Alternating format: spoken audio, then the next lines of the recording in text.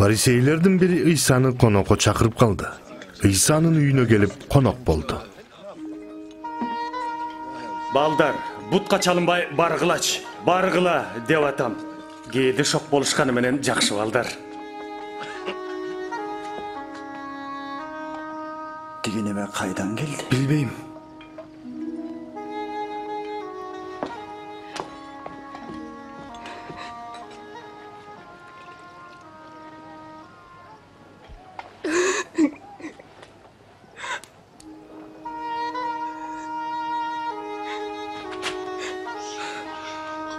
Ал эмне кылып жатат?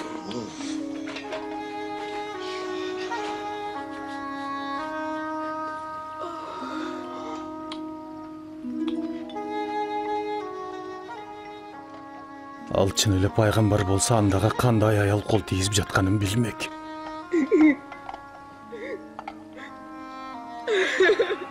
Бул күнөөгө баткан аял эмеспи? Мен анын ким экенин билем, Шимон. Сага айта турган сөзүм бар. Бир киши эки адамга карызга акча бериптир. Биринчисине 500, экинчисине 50 күмүш теңге. Алардын төлөгөнгө эч нерсеси жок болгондуктан экөөнүн тең карыздарынан кечип коет. Ушул экөөнүн кимиси аны көбүрөөк сүйөт. Көбүрөөк карызы кечирилген адам деп ойлойм. Туура айттым. Бул аялды көрдүңбү? Мен сенин үйүңө келгенде бутума суу куйган жоксуң. Бул аял болсо көз жаш менен бутумду жууп, чач менен арчыды. Мени бетимден өп тосуп алган жоксуң. Бул аял болсо келгенден бери бутумду өпкүлөп жатат. Сен башыма май куйбадың.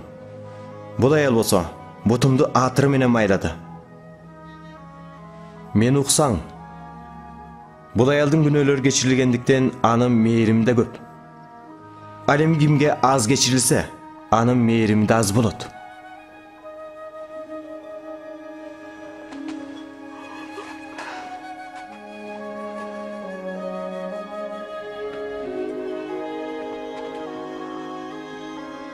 Günöөлөрүң кечирилди.